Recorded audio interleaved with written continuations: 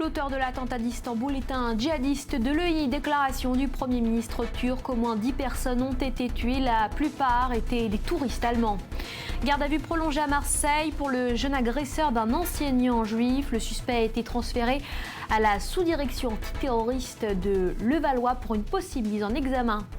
9 mois de prison ferme, les anciens salariés de l'usine Goodyear ont été condamnés à une peine inédite pour la séquestration de 2 cadres dirigeants de l'entreprise.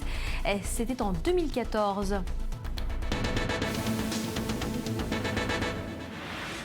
Voilà pour les titres, bonsoir et bienvenue à tous pour cette demi-heure d'infos en direct. Réunion de crise à Ankara après l'explosion meurtrière qui a frappé un peu plus tôt ce matin un quartier touristique d'Istanbul. Et le bilan est lourd, au moins 10 morts, la plupart étaient des touristes allemands, une quinzaine de blessés. Les autorités turques mettent en cause un kamikaze syrien. Les précisions avec Joseph Emmanuel. Une très violente explosion vient de retentir. Nous sommes à Sultanahmet, à quelques dizaines de mètres de la basilique Sainte-Sophie et de la mosquée Bleue, le quartier le plus touristique d'Istanbul. Au moins 10 personnes ont été tuées, une vingtaine d'autres blessées. En quelques minutes, des dizaines de policiers se déploient. Les rues sont bouclées. C'était le chaos. Tout le monde courait partout. Les policiers n'ont rien vu venir. Ils ont évacué tout le monde le plus rapidement possible de peur qu'une deuxième bombe n'explose. Très vite, les secouristes sont débordés. Les blessés immédiatement évacués vers les hôpitaux. Les témoins parlent d'une détonation extrêmement puissante, entendue depuis la place Taksim à plusieurs kilomètres. Les démineurs essaient de déterminer la nature des explosifs, mais pour le président Erdogan, une piste est déjà privilégiée. Je condamne fermement cet acte de terreur perpétré à Istanbul. Un acte qui semble avoir été perpétré par un kamikaze d'origine syrienne. Un attentat suicide. Le Premier ministre Davutoglu affirme que l'attaque est signée Daesh. Et selon son vice-premier ministre, l'endroit n'a pas été choisi au hasard. Nous exprimons nos condoléances aux familles des victimes. Malheureusement, la plupart sont des étrangers. Des touristes allemands, pour la plupart. L'Allemagne et plusieurs chancelleries européennes appellent leurs ressortissants à éviter les lieux touristiques d'Istanbul. Une réunion de crise a été convoquée à Ankara. Pour en parler, nous sommes en ligne avec Ali Katsantzigil. Bonsoir, vous êtes politologue et spécialiste de la Turquie. Alors, on l'a entendu, le gouvernement accuse l'État islamique, mais pour l'heure, aucune revendication n'a été faite. Quelle piste peut-on privilégier selon vous ? Écoutez, depuis ce matin, j'ai eu aussi pas mal d'interviews, de discussions et j'écoute les informations. Mais mes amis en Turquie pensent comme moi. C'est-à-dire que ce genre d'attentat n'est pas tellement le style du PKK, la guérilla kurde. Ils ont fait des attentats, mais pas comme ça, pas contre les touristes, dans des lieux comme ça, très symboliques. Donc, je pense depuis ce matin que c'est plutôt Daesh. Donc, évidemment, s'il n'y a pas de l'État islamique. S'il n'y a pas de revendication, on verra bien. Mais pour l'instant, cette hypothèse me semble la plus plausible. Quant à la personnalité, la personne du djihadiste, j'ai été, comme tout le monde, un peu étonné de la rapidité avec laquelle on a su son identité, son origine, ses origines, etc. Mais enfin, peut-être que sa carte d'identité s'est envolée, on l'a retrouvée, c'est pas non plus impossible. C'est donc une... alors maintenant, un mode opératoire donc qui laisse penser à l'État islamique. En tout cas, ce n'est pas la première fois que le pays est frappé depuis ces derniers mois. Pas du tout, pas du tout. Ça a commencé en juillet dernier sur la frontière turco-syrienne. 40 jeunes Kurdes qui partaient à Kobané pour aider à la reconstruction de la ville sont morts dans un attentat. Ensuite, en octobre, à Ankara, devant la gare, il y avait des milliers de personnes toute la gauche turque, le parti kurde, etc., qui s'étaient réunis pour protester contre Erdogan et tout. Là aussi, l'attentat a fait 103 morts, plus de 100 personnes. Là aussi, ça n'a pas été revendiqué. Et puis, il y a eu aussi des attentats contre le parti kurde, justement, contre les locaux des partis kurdes, à Diyarbakir, etc. Et, si vous voulez, il y a une tension, un climat très tendu en Turquie. Et je dois dire que le premier responsable de ce climat tendu, c'est Erdogan. Parce que son style, c'est nous et vous, nous et eux, et il oppose les gens les uns aux autres. Donc ce climat délétère est très mauvais. Donc je pense qu'on verra bien comment l'enquête va se dérouler. C'est un climat de tension, en tout cas en Turquie. Merci beaucoup pour ces précisions. Et puis la coalition internationale continue de bombarder l'EI et cette fois-ci c'est de l'argent liquide qui a été visé. Cela s'est passé à Mossoul dans le nord de l'Irak. La réserve contenait l'équivalent de millions de dollars. Léa Volbert. Plusieurs millions de dollars partis en fumée, plusieurs millions de dollars en moins au service de Daesh. Ce lundi, la coalition internationale a bombardé une banque de Mossoul au nord de l'Irak. 2 bombes de 900 kilos lâchées sur la principale réserve d'argent liquide du groupe terroriste. Le 16 novembre dernier, le G20 avait déjà promis de renforcer le combat contre le financement du terrorisme. Si plusieurs banques ont déjà été touchées, le chemin vers l'anéantissement financier de l'État islamique reste long. Selon le Centre d'analyse du terrorisme, Daesh est aujourd'hui le groupe terroriste le plus puissant de l'histoire, avec un patrimoine évalué à 2,260 milliards d'euros. Contrairement à d'autres groupes djihadistes comme Al-Qaïda, l'État islamique est une entité financière autonome qui puise principalement ses ressources des quelques 10 millions d'habitants de cette province, à cheval entre la Syrie et l'Irak. Industrie, commerce, banque, rien n'échappe au contrôle de Daesh. En 2015, le budget de l'organisation était estimé à 2,5 milliards d'euros, un patrimoine en évolution constante. En 2014, ce budget s'élevait à 2 milliards d'euros. On passe à présent à l'actualité en France. Le procès des écoutes dans l'affaire Bettencourt s'est conclu par une relaxe générale des prévenus. L'ex-majordome de Liliane Bettencourt et 5 journalistes qui étaient tous poursuivis pour atteinte à l'intimité de la vie privée de l'héritière de L'Oréal. Et je propose d'écouter la réaction de 2 d'entre eux. Aujourd'hui, je suis soulagé.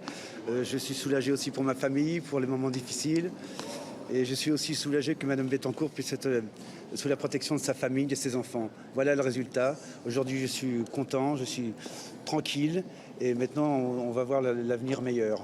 Heureux pour notre démocratie, pour la justice de notre pays.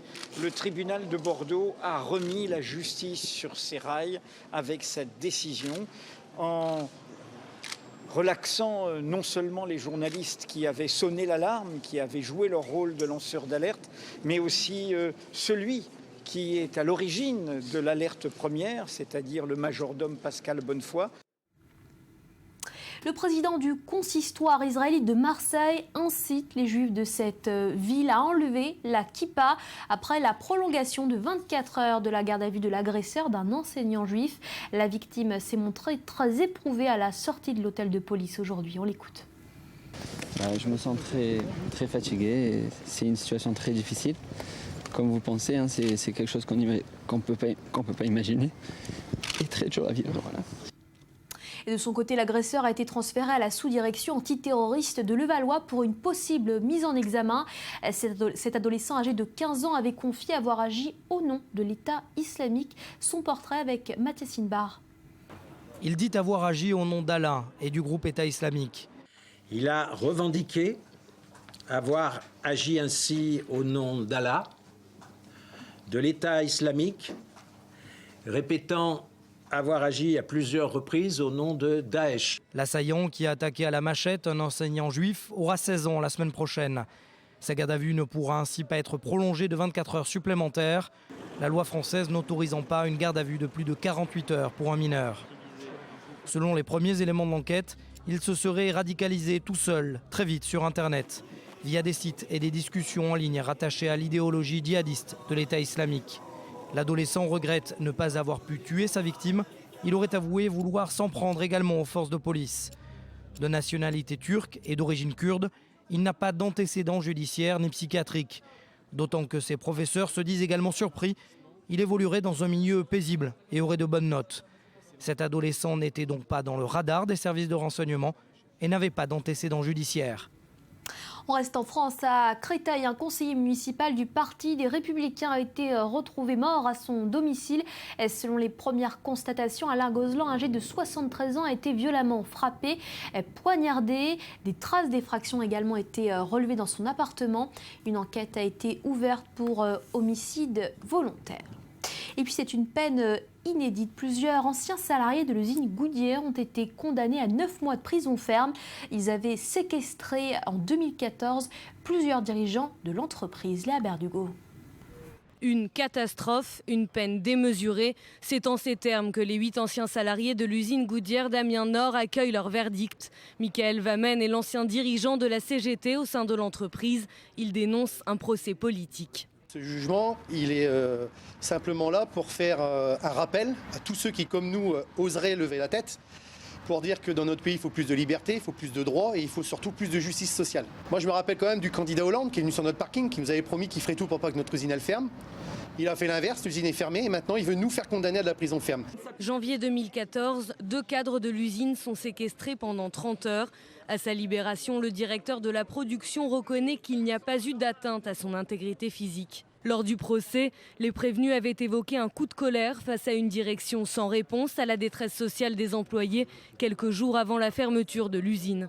Même si les conflits sociaux ont été nombreux ces dernières années, ils ont rarement débouché sur des procès ou des condamnations. En 2010, des cadres de la Poste avaient été séquestrés à Nanterre. Résultat, 3 salariés condamnés à des amendes en appel, 12 relaxés, dont l'ancien dirigeant du NPA, Olivier Besancenot. Depuis l'annonce du verdict, les réactions pleuvent. Certains politiques fustigent une ignoble décision. Les condamnés ont d'ores et déjà annoncé qu'ils feront appel. Angela Merkel plaide pour que les ressortissants algériens déboutés du droit d'asile en Allemagne puissent être renvoyés plus rapidement dans leur pays. Déclaration effectuée lors d'une conférence de presse aux côtés du Premier ministre algérien. Angela Merkel veut un accord qui puisse être appliqué de manière appropriée. Julia Ganancia. L'Allemagne durcit sa politique migratoire et certains disent déjà qu'il y aura un avant et un après Cologne. Les reconduites aux frontières des criminels étrangers vont être facilitées, une réforme décidée à la suite des agressions attribuées à des migrants le 31 décembre. C'est une réponse dure mais bonne de l'État à ceux qui, bien qu'ils cherchent ici la protection, croient qu'ils peuvent commettre des délits sans que cela n'ait de conséquences sur leur présence en Allemagne. Les étrangers condamnés à une peine de prison, même avec sursis, pourront ainsi être obligés de quitter l'Allemagne. Jusqu'ici, 2 types de procédures existaient. La plus stricte prévoit que tout étranger condamné à au moins 3 ans de prison soit expulsé dans son pays d'origine si sa vie ou sa santé n'est pas menacée. La seconde prévoit un simple ordre de quitter le territoire s'il a été condamné à 1 an de prison ferme. C'est cette procédure qui sera facilitée pour couvrir aussi les peines avec sursis. Les criminels doivent rendre des comptes de manière conséquente en Allemagne. Pour les criminels étrangers, l'expulsion est l'une de ses conséquences. Au total, plus de 500 plaintes ont été déposées pour des vols et surtout pour des agressions à caractère sexuel commises la nuit de la Saint-Sylvestre à Cologne. Les autorités les attribuent à des migrants originaires du Maghreb et du monde arabe. Depuis, l'Allemagne est plongée dans un virulent débat sur l'accueil des demandeurs d'asile. Devant son homologue algérien, Angela Merkel a réaffirmé son exigence. Les ressortissants algériens déboutés du droit d'asile en Allemagne doivent être renvoyés plus rapidement qu'aujourd'hui dans leur pays. Voilà pour la première partie de cette édition. Bienvenue à tous si vous nous rejoignez à suivre dans ce journal. Ultime discours de l'Union pour Barack Obama qui s'adressera ce soir à la nation. Il fera part également de sa vision pour l'année 2016. Un camp en dur a été inauguré au sein de la jungle de Calais. L'État français cherche désormais à convaincre les migrants de s'éloigner de la côte et de renoncer à passer en Grande-Bretagne. Et puis hommage planétaire après la mort de David Bowie, chanteur-acteur, sa disparition a touché les fans du monde entier. On verra ça.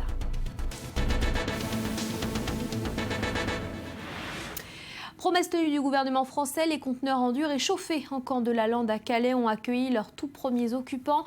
Un moyen de mettre à l'abri d'ici la fin du mois 1500 des 4000 migrants actuellement présents dans la jungle. Gabriel Nolin.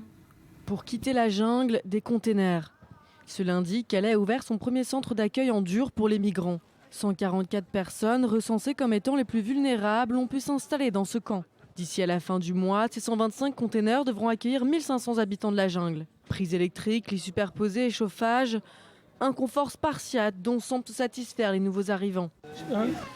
Dans la jungle, il fait froid, il y avait de l'eau de pluie. Ici, nous sommes protégés et il fait chaud, c'est vraiment bien.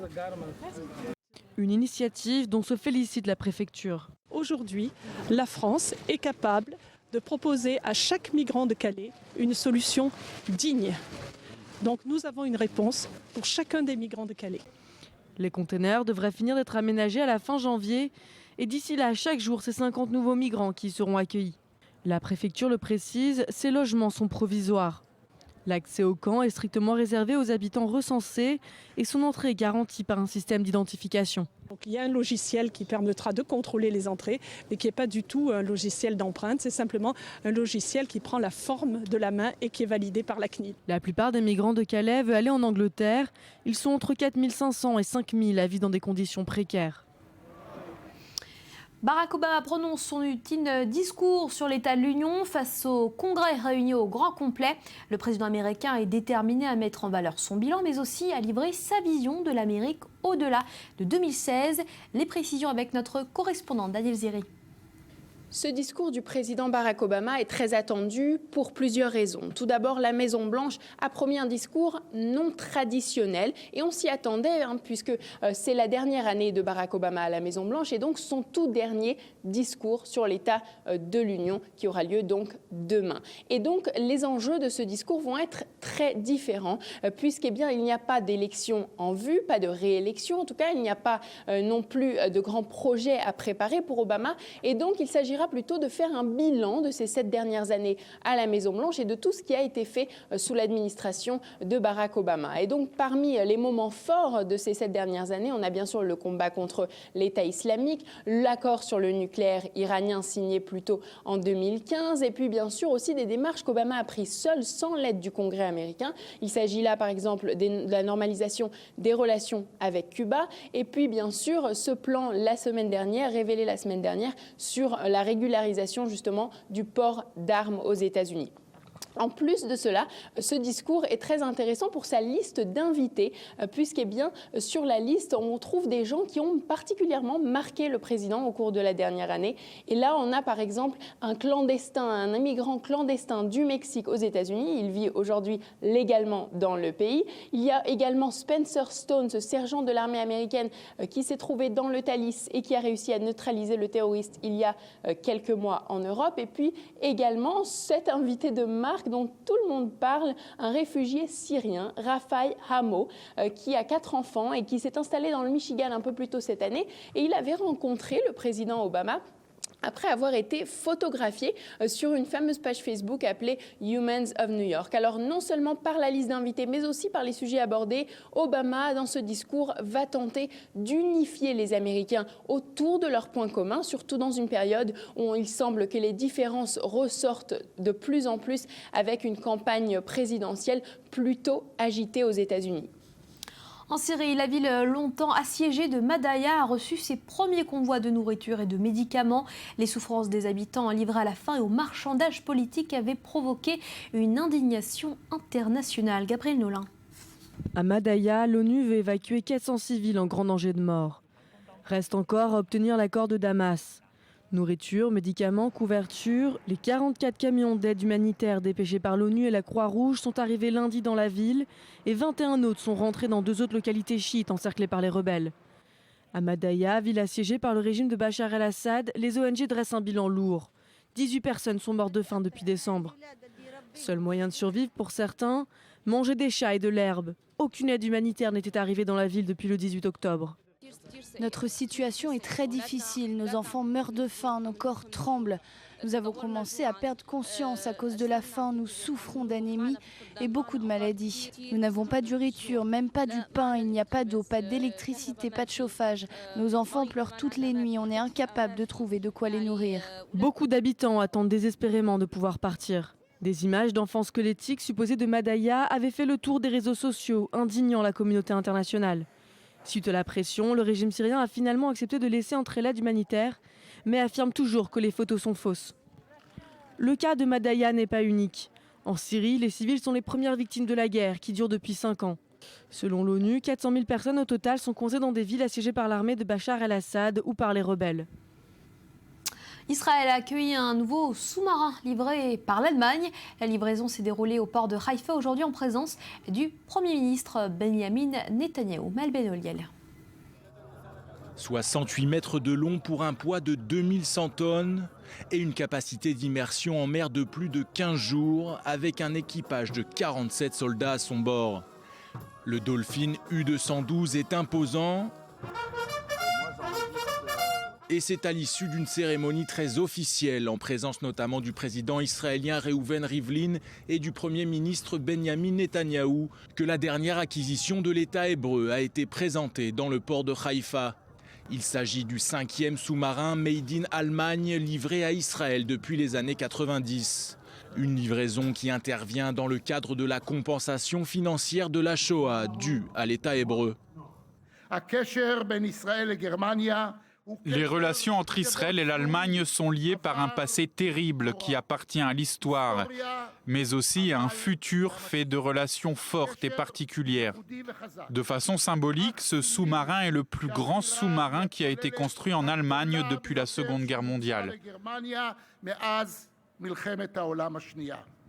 Le Dolphin U-212 est doté de capacités non conventionnelles, même s'il est avant tout équipé de missiles de croisière de type Popeye, des missiles ayant une force de frappe de 1500 km, une manière de dissuader les ennemis d'Israël.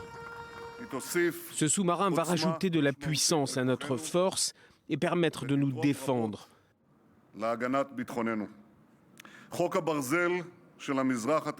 La loi de fer qui régit le Moyen-Orient est très simple. Un État faible a du mal à survivre, alors qu'un État fort, en revanche, est capable de repousser ceux qui le menacent et assure son futur et sa sécurité.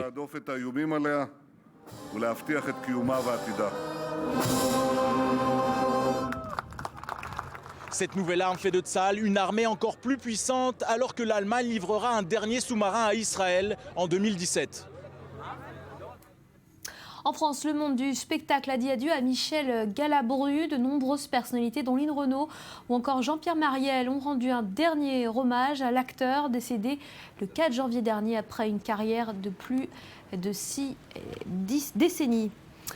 La disparition également de la légende du rock David Bowie continue d'émouvoir la planète. Cet artiste, l'un des plus marquants de sa génération, a été emporté par un cancer à l'âge de 69 ans. Tour du monde des hommages. Londres, New York, Berlin, Hollywood. Les hommages à David Bowie se multiplient à travers le monde. Dans son quartier natal, à Brixton, fêtes de rue, chants et danses à l'honneur de la star britannique. Plus d'1 millier de personnes ont entonné Space Oddity, un tube du chanteur. Je ne pouvais pas ne pas venir. Il a été tellement important musicalement et tellement important pour moi. Il m'a aidé à être cool et à ne pas copier les autres. Sur son étoile à Hollywood Boulevard, des fleurs et des bougies. Les fans pleurent leur idole. Ma mère m'a réveillée ce matin et je ne pouvais pas respirer. J'ai acheté son nouvel album il y a 2 jours pour son anniversaire. Et maintenant, je comprends mieux. C'était son cadeau d'adieu pour nous. C'est fou. Pareil devant son domicile à New York, où des fans sont venus se recueillir. Une scène qui se retrouve également à Berlin, où l'artiste a vécu 3 ans dans les années 70 et tissé un lien particulier avec cette ville. Elle lui aurait permis de retrouver l'inspiration après des tournées éreintantes. Un lien honoré par les habitants. J'ai entendu ce matin que David Bowie était mort et j'étais complètement sous le choc. Je ne m'y attendais vraiment pas.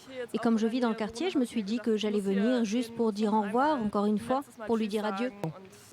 Le monde de la mode aussi a tenu à célébrer la star. Lors du défilé de la Fashion Week, Bowie était inscrit en noir sur la paume des mains d'une des mannequins Burberry. Le chanteur de rock britannique est mort dimanche à l'âge de 69 ans des suites d'un cancer. 3 jours après la parution de son album Black Star. Et puis l'image du jour, c'est bien sûr consacré à la mort et à l'hommage envers le chanteur David Bowie avec ce graffiti dessiné par un passant sur un mur d'Hollywood Boulevard. Là où vous le savez peut-être, le chanteur avait reçu une étoile puisqu'il avait également joué dans plusieurs films. Voilà pour l'essentiel de l'actu. Merci d'avoir suivi cette édition sur i24 News. Restez avec nous, votre soirée continue. Vous pouvez également consulter notre site internet. Je vous rappelle l'adresse www.i24news.tv, disponible en anglais, en français et en arabe. Nous sommes bien sûr toujours présents sur les réseaux sociaux. N'hésitez pas à consulter nos pages Facebook et Twitter. Très belle soirée à tous.